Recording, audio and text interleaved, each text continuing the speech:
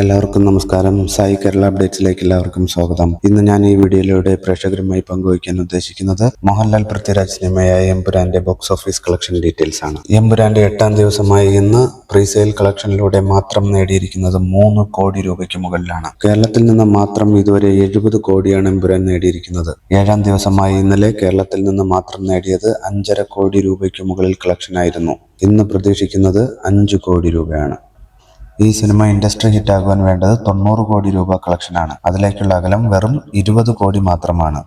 ഇതിനകം ഏറ്റവും കൂടുതൽ കളക്ഷൻ നേടുന്ന മലയാള സിനിമ ആകുമോ എമ്പുരാൻ എന്ന ചോദ്യം ഉയർന്നു വന്നിരിക്കുകയാണ്. മഞ്ഞുമൽ ബോയ്സ് ആയിരുന്നു ഏറ്റവും കൂടുതൽ കളക്ഷൻ നേടിയിരുന്ന മലയാള സിനിമ. 200 കോടിക്ക് മുകളിലായിരുന്നു ടോട്ടൽ കളക്ഷൻ.